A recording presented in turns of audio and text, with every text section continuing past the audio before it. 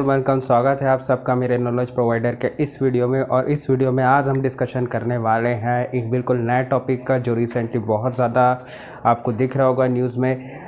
अब भारत ने डेवलप कर लिया है अपना खुद का UCAV, इसको बोला जाए अनमैन्ड कॉम्बैट एयर व्हीकल। तो ये जो अनमैन्ड कॉम्बैट एयर व्हीकल है, इसमें क्या खासियत है, इसमें क्या खास बातें हैं।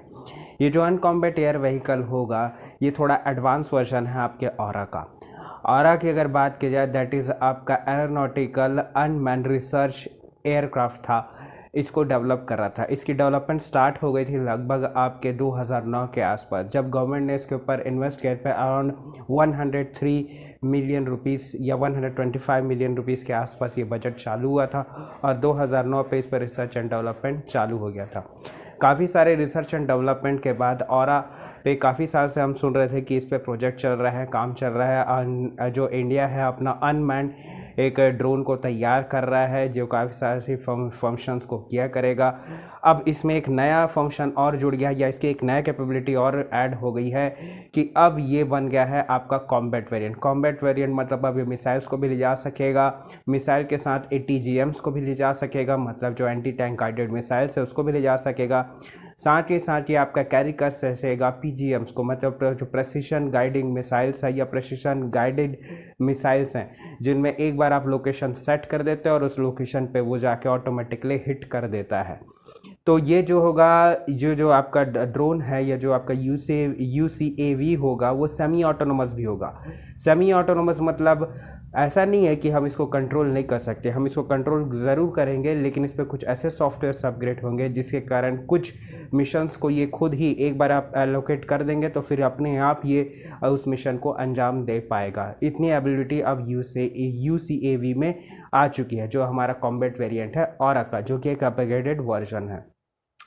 बात करें अब इसमें क्या एक्स्ट्रा एडवांस वेरिएशंस आ चुके हैं। देखिए, पहले इसका यूज़ होता था आपके इंटेलिजेंस के लिए, रिकॉग्निशंस के लिए, सर्वेलेंस के लिए और काफ़ी सारे चीज़ के लिए, लेकिन अब इसमें कॉम्बैट एबिलिटी आने के कारण अब ये यूज़ हो सकता है आपके मिसाइल्स को कैरी करने के लिए या फिर ATGMs को कैरी करने के लिए, जिसे PGMs जैसे मिसाइल्स को कैरी करने के लिए, जिससे इसकी कॉम्बैट वेरिएंट जो होता है ये कैपेबिलिटी इसमें आती है।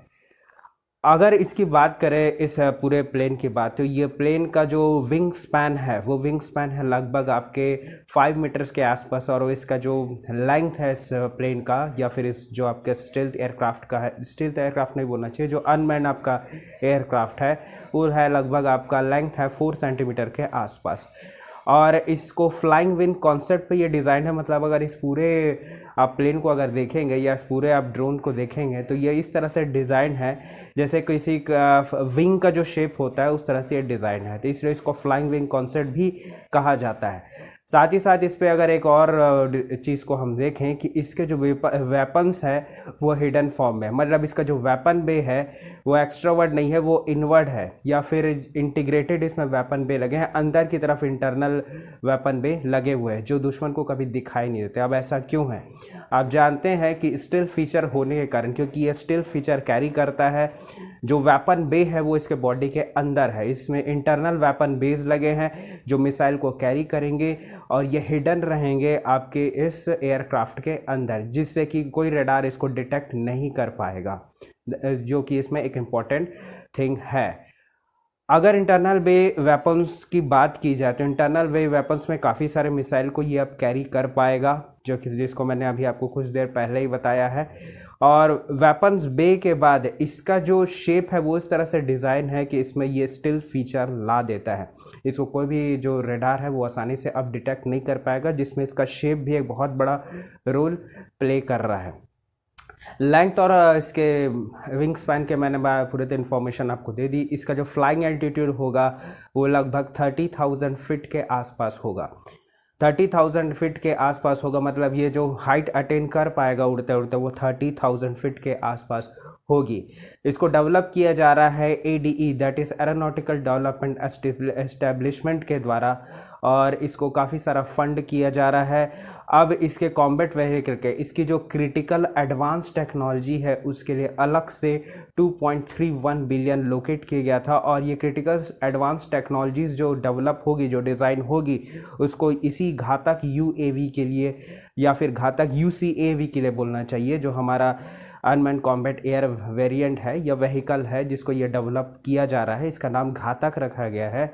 तो इसमें ये क्रिटिकल एडवांस टेक्नोलॉजीज लगाई जाएंगी। साथ ही साथ इसी टेक्नोलॉजी का हम एम का जो एचएएल के द्वारा डेवलप किया जा रहा है उसमें भी इसको लगाया जाएगा। अब ये जो क्रिटिकल एडवांस टेक्नोलॉजीज है जिसके लिए इतना सारा इन्वेस्टमेंट हुआ, ये हमारा जो ऑरा प्रोजेक्ट चल रहा था वो लगभग 2009 से चल रहा था, जिस पे आपका 125 मिलियन रुपीस के आसपास इन्वेस्टमेंट हो गया था। बाद में इस पर और इन्वेस्टमेंट किया जाए ताकि इसके और अपग्रेड वर्जन्स आए गए।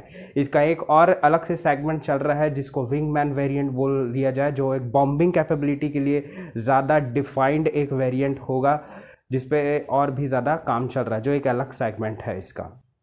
बात करें इसके और फीचर्स के बारे में, तो फीचर्स में अगर देखा जाए, इस पे जो आपका फायर कंट्रोल सिस्टम्स है या डाटा लिंक सिस्टम्स है, ये फायर कंट्रोल और डाटा लिंक सिस्टम्स है, इनको डेवलप कर रहा है एडीई आपके डिफेंस इलेक्ट्रॉनिक्स एप्लीकेशन लेबोरेटरी के साथ, जिसको इसके पूरे डिज़ाइन को ये कर रहे हैं और यही इसको डेवलप कर रहे हैं। साथ ही साथ 2015 में जब इसका डेवलपमेंट चल ही रहा था, तो 2015 में उस समय के हमारे जो डिफेंस मिनिस्टर थे दैट इज़ मनोहर लाल पर्रिकर जी, उन्होंने ये बोला था कि ये जो हमारा कॉम्बैट वेरिएंट होगा दैट इज़ यूसीएवी, ये हमारे खुद के स्वदेशी इंजन से फ्लाई करेगा, जो है आपका Kaveri after burning turbofan jet engine. इस पे ये फ्लाई करेगा, जो कि थ्रस्ट मेंटेन कर पाएगा, जो कि होगी आपकी लगभग 52 किलो न्यूटन के आसपास।